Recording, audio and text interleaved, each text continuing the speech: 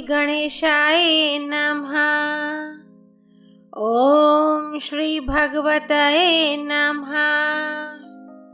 श्रीमद् देवी भागवत स्कंद 2 अध्याय 11 और 12। जन्मेजय का राज्याभिषेक। उत्तंक के अनुरोध से सर्प यज्ञ का आयोजन। आस्तिक को वचन देने के कारण जन्मेजय के द्वारा सर्प यज्ञ की समाप्ति और आस्तिक के जन्म का इतिहास। सूत जी कहते हैं, महाराज मर गए और राजकुमार अभी बालक हैं। यह देखकर स्वयं सभी मंत्रियों ने राजा परीक्षित की पारलौकिक क्रियाएं संपन्न की।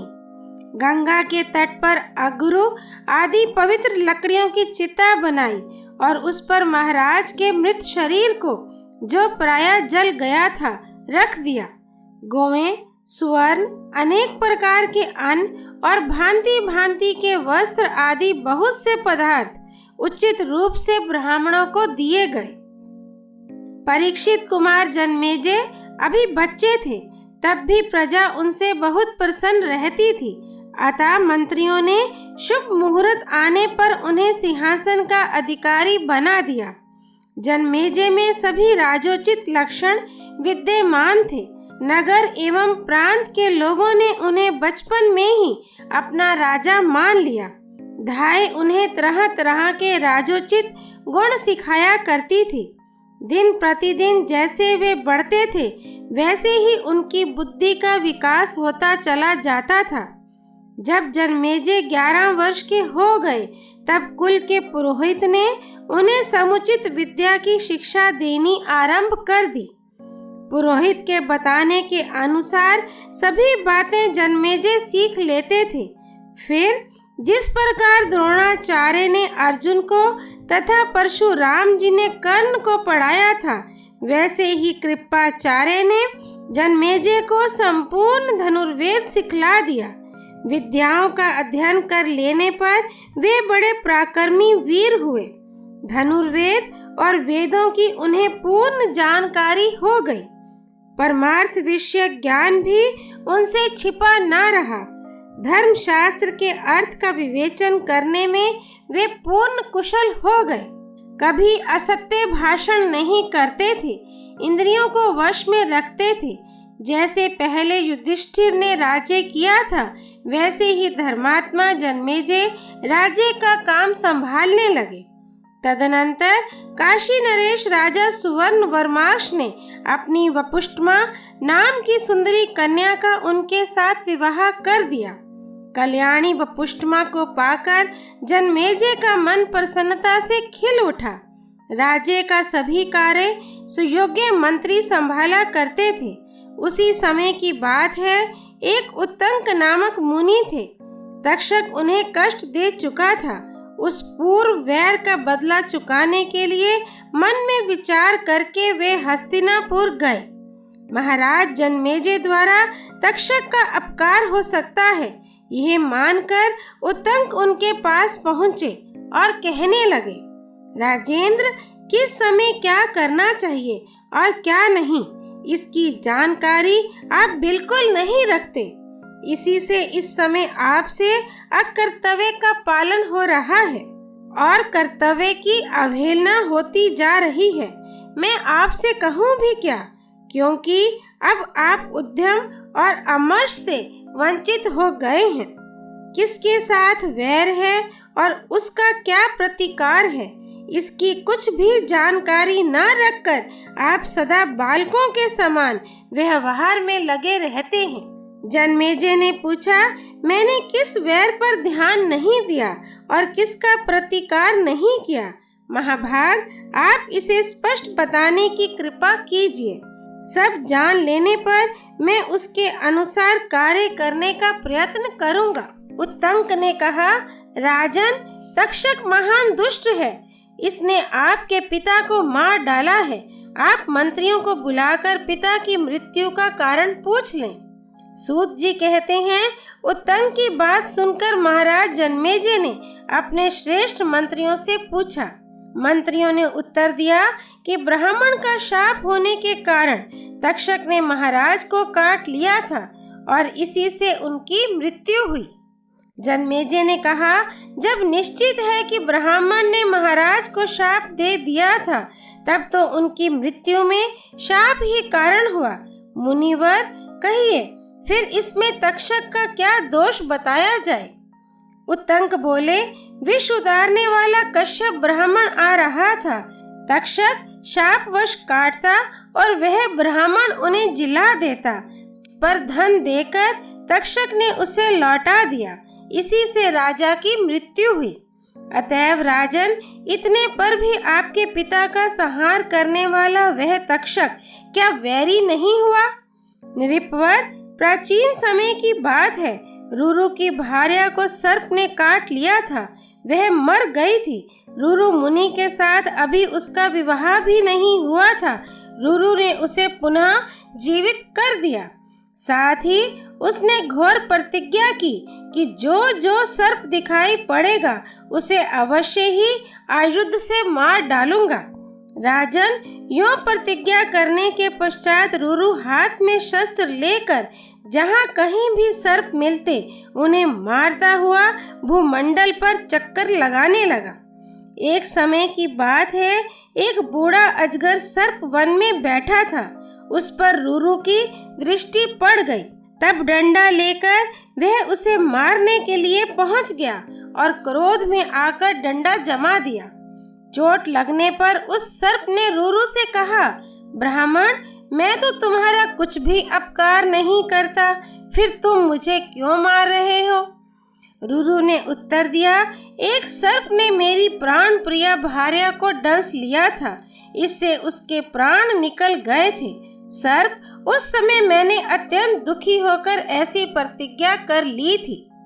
अजगर सर्प बोला, मैं नहीं काटता, जो काटते हैं वे तो दूसरे ही सर्प हैं। उनका और मेरा शरीर एक समान है। ऐसा मानकर मुझे मारना तुम्हें उचित नहीं। मुनिवर उत्तंक कहते गए। वह अजगर सर्प मनुष्य की भाषा में मनोहर वाणी बोल रहा था।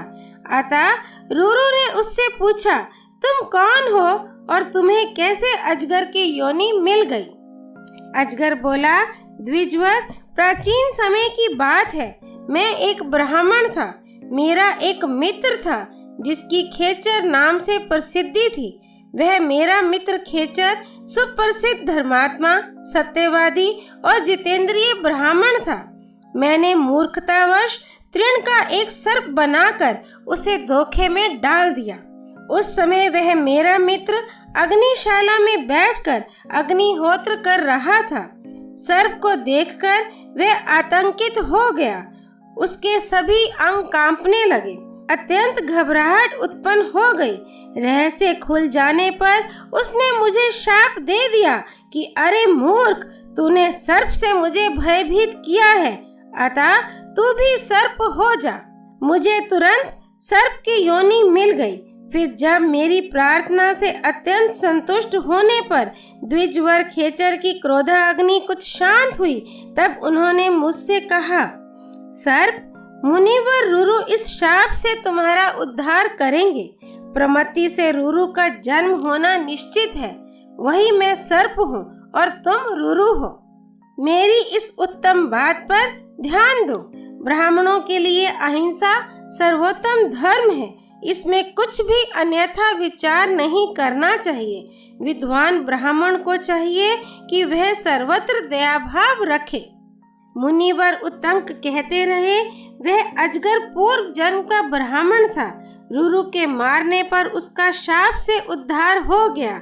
उसे शाप मुक्त करने के बाद रुरु ने सर्पों को मारना बंद कर दिया। अपनी उस मरी हुई स्त्री को फिर से जीवित करके उसके साथ विवाह कर लिया। यूं रुरु ने पूर्व वैर याद रखते हुए बहुत से सर्पों की सत्ता मिटा डाली। एक तुम हो जो सर्पों के प्रति उठी शत्रुता को भूलकर मौज कर रहे हो। राजेंद्र, तुम भरतवंशी राजाओं में सबसे उत्तम माने जाते हो। तुम्हें पिता के मारने वालों पर अत्यंत कुपित हो जाना चाहिए। तुम्हारे मृत पिता आकाश में भटक रहे हैं। तुम सर्पों को मारकर पिता का उद्धार करने में उद्यत हो जाओ, क्योंकि पिता के वैर को भूला हुआ प्राणी जीता हुआ भी मरा ही समझा जाता है। नृपवर, जब तक तुम सर्पों को मार ना डालोगे तब तक तुम्हारे पिता की सद्गति होनी असंभव है। अतः अम्बा यज्ञ करके उन्हें मारने का यत्न करना तुम्हारे लिए परम आवश्यक है।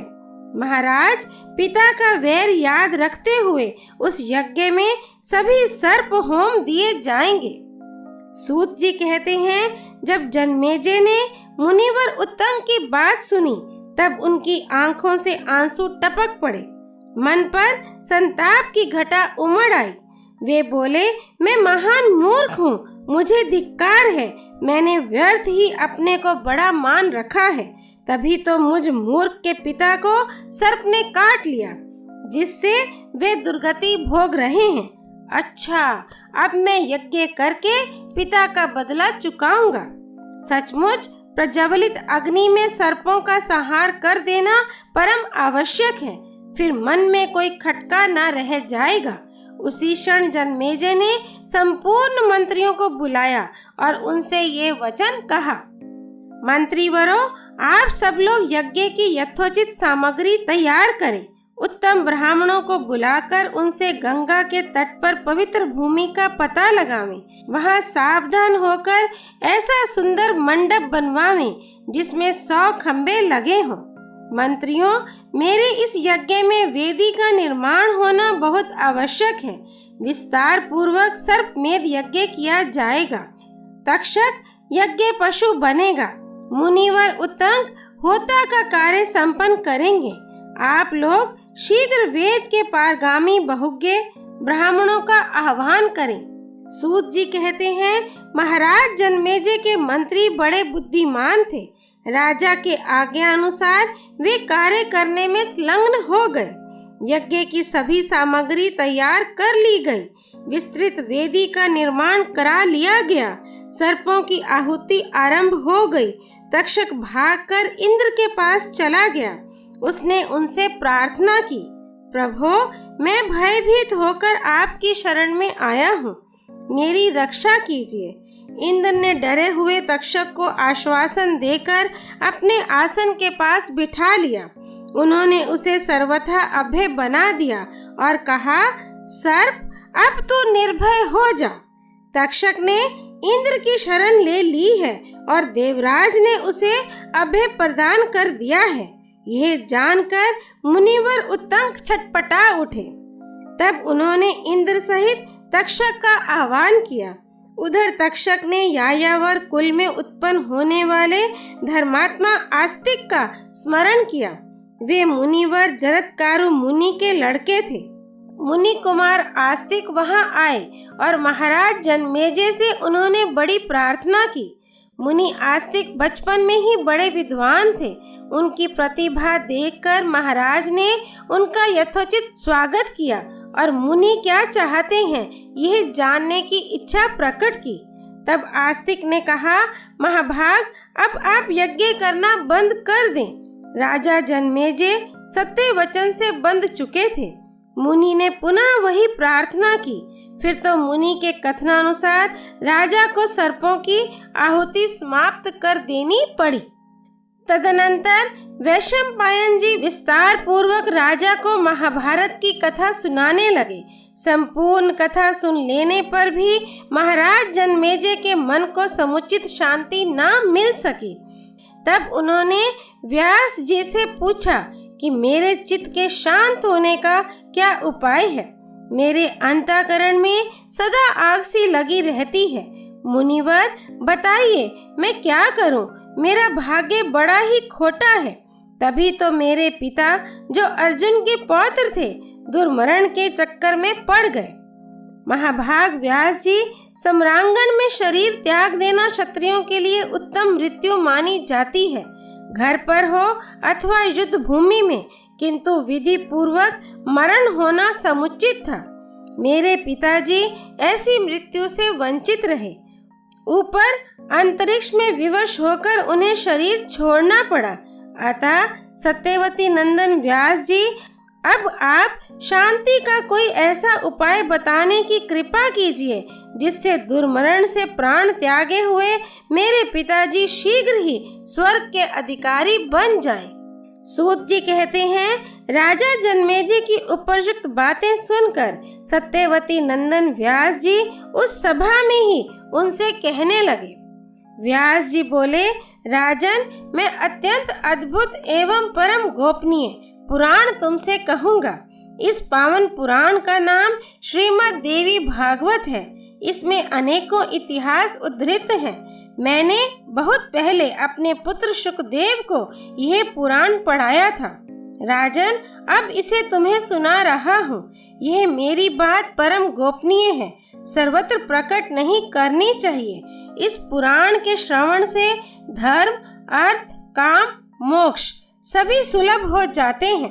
कल्याणकारी एवं अक्षय सुख देने वाले इस पुराण में संपूर्ण वेदों का सार भाग रख दिया गया है। जन्मेजय ने पूछा, प्रभो, ये आस्तिक किसका पुत्र था और क्यों विघ्न डालने के लिए आ गया था? सर्पों की रक्षा करने से उसका कौन सा प्रयोजन सिद्ध हो रहा था जिससे उसने ऐसी चेष्टा की? महाभाग, आप उत्तम व्रत का पालन करने वाले हैं।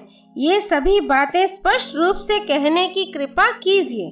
साथ ही संपूर्ण पुराण भी विशद रूप से सुना दीजिए। व्यास जी कहते रहे, एक जरत्कारु नामक मुनि थे। उनका स्वभाव बड़ा ही सौम्य था। उन्होंने गृहस्थ आश्रम की व्यवस्था नहीं की थी, वन में विचर रहे थे। देखा, उनके पूर्वज एक गड्ढे में लटके हुए थे। तब उन पितरों ने जरत्कारु से कहा, पुत्र, तुम विवाह कर लो जिससे हम परम तृप्त हो सकें।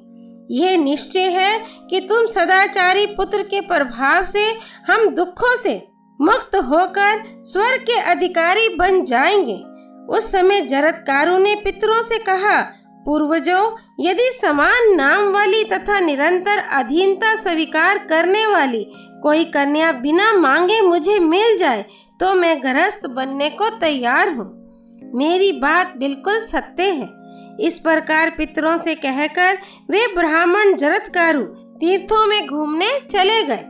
उसी समय सर्पों की माता ने पुत्रों को शाप दे दिया कि तुम आग में गिर जाओ। वह प्रसंग इस प्रकार है कि कश्यप मुनि की दो भार्याएं थी, कद्रु और विनता। भगवान सूर्य के रथ में जुते घोड़े को देखकर वे आपस में विवाद करने लगी। उस समय घोड़े को देखकर कद्रु ने विनता से पूछा, कल्याणी, यह अश्व किस रंग का है? सच्ची बात कहो, विलंब नहीं होना चाहिए। विनता बोली, भद्रे, ये उत्तम अश्व निश्चय सफेद रंग का है। तुम इसे क्या मानती हो? कहो, तुम्हारी समझ में ये किस वर्ण का है? फिर हम वह बाजी लगाएं कि यदि मेरी हार होगी तो मैं तुम्हारी दासी बन जाऊंगी और तुम हार जाओगी तो तुम्हें मेरी दास्ता स्वीकार करनी होगी। कद्रु ने कहा, सुमुखी, मेरी समझ से तो यह अश्व काले रंग का है। बात ठीक है, अतः तुम दिव्य दासी बनने के लिए मेरे पास आ जाओ। सूत जी कहते हैं, उस समय कद्रु के पास बहुत से छोटे छोटे काले सर्प थे। उन अपने सभी पुत्रों से कद्रु ने कहा, तुम लोग इस घोड़े के सर्वांग में लिपटकर इसे काला बना दो। कुछ पुत्रों ने माता की आज्ञा नहीं मानी। तब माता कद्रु ने उन्हें शाप दे दिया, जन्मेजय के यज्ञ में आग धधकती रहेगी और तुम लोग जाकर उसमें भस्म हो जाओगे। अन्य सर्पों ने आज्ञा मान ली। माता को प्रसन्न करने के लिए वे उस घोड़े की पूंछ में जाकर लिपट गए। अतः वह अश्व काले रंग का दिखने लगा। अब कद्रु और विनता दोनों बहनें एक ही साथ गईं और घोड़े को देखने लगीं। वह अश्व कृष्ण वर्ण का दिख रहा था। यह देखकर विनता का मन संतप्त हो उठा। उसी समय विनता के पुत्र गरुड़ आए। गरुड़ में असीम शक्ति थी। वे सर्पों को निगल जाते थे। माता को दुखी देखकर उन्होंने पूछा, माता, तुम क्यों अत्यंत खिन्न हो? मुझे ज्ञात होता है मानो तुम रो रही हो। तुम्हारा एक पुत्र मैं और दूसरा सूर्य का रथ हाँकने वाला अरुण, ये दोनों जीवित हैं। पुण्यमयी माता, हम दोनों के रहते हुए तुम्हें दुख भोगना पड़े तो हमारे जीने को धिक्कार है। उस पुत्र के उत्पन्न होने से क्या लाभ हुआ जो माता के दुख को दूर ना कर सके? माता, मुझसे अपने संताप का कारण बताओ, मैं अभी तुम्हें सुखी बना देता हूँ। विनता ने कहा, पुत्र, मैं सौत की दासी बन गई हूँ। क्या कहूँ, ऐसी विपत्ति व्यर्थ ही मेरे सिर आ पड़ी है। वह सौत मुझे आज्ञा देती है कि तू मुझे कंधे पर चढ़ाकर ले चल। पुत्र, इस समय यही मेरे दुख का कारण है। गरुड़ बोले, माता, मैं उसे वहां अवश्य पहुंचा दूंगा जहां वह जाना चाहती है। कल्याणी, तुम शोक मत करो, तुम शोक मत करो, तुम्हारी सारी चिंता दूर कर देता हूँ। व्यास जी कहते हैं, इस प्रकार गरुड़ के कहने पर विनता कद्रु के पास गई। महाबली गरुड़ भी माता विनता को दासीपन से मुक्त करने के लिए साथ गए। उन्होंने पुत्र सहित कद्रु को कंधे पर उठा लिया और समुद्र के उस पार चल पड़े। वहां पहुंच जाने पर गरुड़ ने कद्रु से कहा, माता, तुम्हें प्रणाम है। मुझे निश्चित रूप से यह बताने की कृपा करो कि मेरी माँ किस प्रकार दासी भाव से मुक्त हो सकेगी। कद्रु ने कहा, पुत्र, तुम अभी स्वर्ग से बलपूर्वक अमृत ले आकर मेरे लड़कों को सौंप दो। यों करके तुम अपनी अबला माता का शीघ्र उद्धार कर सकते हो। व्यास जी कहते हैं, कद्रु के इस प्रकार कहने पर पक्षीराज महाबली गरुड़ तुरंत इंद्रलोक चले गए। वहां उन्होंने युद्ध करके अमृत का कलश छीन लिया और अमृत लाकर विमाता कद्रु को दिया। उनके इस प्रयास से माता विनता निसंदेह दासी भाव से मुक्त हो गई।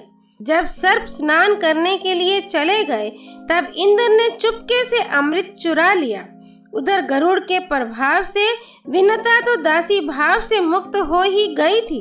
वहां कुशाएं बिछी थीं। सर्प आकर उन कुशाओं को चाटने लगे। कुशाओं की नोक बड़ी ही तीक्ष्ण थी। उसका स्पर्श होते ही सर्प 2 जीभ वाले हो गए। माता कद्रु ने अपने जिन पुत्रों को शाप दिया था वे वासुकी प्रभृति नाग ब्रह्मा जी की शरण में गए और शाप से उत्पन्न होने वाले भय की बात उनसे कह सुनाई। तब महाभाग ब्रह्मा जी ने उन सर्पों से कहा, वासुके, जरत्कारु नामक एक श्रेष्ठ मुनि है। उन्हीं जैसे नाम वाली अपनी बहन तुम उन्हें सौंप दो। उसके गर्भ से जो पुत्र उत्पन्न होगा वही तुम लोगों की रक्षा करेगा। आस्तिक नाम से उसकी प्रसिद्धि होगी, इसमें कोई संदेह की बात नहीं है। ब्रह्मा जी की वह कल्याणमयी वाणी सुनकर वासुकी वन में गया और अपनी बहन को विनय पूर्वक मुनि को सौंप दिया। उस कन्या का नाम भी जरत्कारु था। जरत्कारु मुनि ने उसे अपने समान नाम वाली जानकर वासुकी से कहा, जिस क्षण यह मेरा अप्रिय कार्य करेगी उसी क्षण मैं इसे त्याग दूंगा। इस प्रकार वचनबद्ध करके स्वयं मुनि ने उस कन्या के साथ विवाह कर लिया। कन्या सौंपकर वासुकी इच्छानुसार अपने घर की ओर चल पड़ा। परंतप इसके बाद जरत्कारु मुनि उस महान वन में स्वच्छ पर्ण कुटी बनाकर उस भार्या के साथ विहार करते हुए सुख से जीवन व्यतीत करने लगे। एक समय की बात है, वे मुनिवर जरत्कारु भोजन करके सोने लगे। वहीं वासुकी की सुंदरी बहन जो मुनि की पत्नी थी बैठी थी। उससे उन्होंने कहा, प्रिय, किसी प्रकार की भी स्थिति क्यों ना आ जाए तुम मुझे जगाना मत। उस नवयुवती भार्या से यों कहकर मुनि निद्रा देवी के अधीन हो गए। जब अंशुमाली अस्ताचलपुर सिधारे संध्या का समय उपस्थित हो गया और मुनि जगे नहीं, तब धर्म लोभ के भय से डरकर उनकी भार्या जरत्कारु चिंतित हो उठी। सोचा, क्या करूं? मेरे मन में शांति नहीं होती। यदि मुनि को जगा देती हूँ तो ये मुझे त्याग देंगे, और यदि नहीं जगाती हूँ तो संध्या का समय व्यर्थ ही चला जाएगा। पति के धर्मनाश की अपेक्षा यह त्याग उत्तम है, क्योंकि मृत्यु तो निश्चित ही है। धर्महीन पुरुषों को बार बार नरक भोगने पड़ते हैं। यूं भली भांति सोच समझकर उस बेचारी जरत्कारु ने अपने पतिदेव मुनि जरत्कारु को जगा दिया। उसने कहा, सुव्रत उठिए उठिए, संध्या करने का समय उपस्थित हो गया है। मुनि की नींद टूट गई। उन्होंने पत्नी जरत्कारु से कहा, निद्रा में विघ्न डालने वाली, मैं जा रहा हूँ, तू अब अपने भाई के घर चली जा। मुनि के यों कहते ही जरत्कारु का सर्वांग कांप उठा। वह उनसे कहने लगी, अमित तेजस्वी प्रभो, मेरे भाई ने जिस काम के लिए मुझे आपकी सेवा में सौंपा है वह कैसे पूर्ण होगा? तब मुनि ने शांत चित होकर उत्तर दिया, वह तो है ही। मुनि के त्याग देने पर वह स्त्री अपने भाई वासुकी नाग के घर चली गई। जब वासुकी ने उससे पूछा, तब पति देव की कही हुई बात उनको सुना दी और यह भी कहा, मेरी प्रार्थना पर मुनि अस्तिति कहने के पश्चात मुझे छोड़कर चले गए। बहन की बात सुनकर वासुकी को पूर्ण विश्वास हो गया। उसने सोचा, मुनि बड़े सत्यवादी हैं, उनकी वाणी विफल नहीं हो सकती। तब उसने जरत्कारु को अपने घर पर रख लिया। कुछ समय व्यतीत हो जाने पर मुनि का वंशधर पुत्र जरत्कारु के उदर से उत्पन्न हुआ। कुरुश्रेष्ठ उसी पुत्र की अस्तिति नाम से प्रसिद्धि हुई। वही बालक भविष्य में आस्तिक मुनि के नाम से विख्यात हुआ। राजेंद्र, माता के कुल की रक्षा करने के लिए उसने तुम्हारे यज्ञ में आकर तक्षक को बचा लिया। महाराज, यही यायावर का कुल दीपक आस्तिक है। वासुकी नाग की बहन जरत्कारु इसकी जननी थी। इस मुनि का काम सराहनीय था, तुमने भी उसे मान्यता दी थी। महाभाव, तुम्हारा कल्याण हो। राजन, अब तुम भक्ति पूर्वक भगवती जगदम्बिका का एक बहुत विशाल मंदिर बनवाओ, जिसके पुण्य से तुम्हें संपूर्ण सिद्धि प्राप्त हो सकेगी। उत्तम भक्ति से आराधना करने पर भगवती जगदम्बिका सदा समस्त अभिलाषाएं पूर्ण कर देती हैं। कुल का अभ्युदय करने के साथ ही राज्य को कभी विचलित नहीं होने देती। राजेंद्र, तुम नवरात्र व्रत करके श्रीमद् देवी भागवत नामक पुराण का श्रवण करो, मैं तुम्हें उसे सुना दूंगा। ये अलौकिक कथा परम पवित्र, संसार से उद्धार करने वाली तथा अनेक रसों से परिपूर्ण है। राजेंद्र, जिनके प्रेम परिपूर्ण चित्त में भगवती सदा विराजमान रहती हैं, उन विचार कुशल पुरुषों को धन्य है। वे ही भाग्यवान गिने जाते हैं। भारत, महामाया स्वरूपिणी भगवती जगदम्बिका की जो निरंतर उपासना नहीं करते, वे मानव इस भारतवर्ष में महान दुखी दिखाई पड़ते हैं। राजन, जब ब्रह्मा से लेकर संपूर्ण देवता सदा उनकी आराधना में तत्पर रहते हैं, तब कौन मनुष्य है जो उनकी सेवा से विमुख होकर सुखी रह सके? जो निरंतर इस पुराण को सुनता है, उसकी सारी कामनाएं पूर्ण हो जाती हैं। यह सर्वोत्कृष्ट पुराण सर्वप्रथम आद्य श्लोक में भगवती आद्या शक्ति ने विष्णु के लिए कहा था। राजन, इसी के श्रवण से तुम्हारा चित्त शांत हो जाएगा और पितरों को सदा स्वर्ग में रहने की सुविधा मिल जाएगी। अध्याय 11 और 12 संपूर्ण। स्कंद 2 संपूर्ण। श्री भगवती देवी अर्पणमस्तु।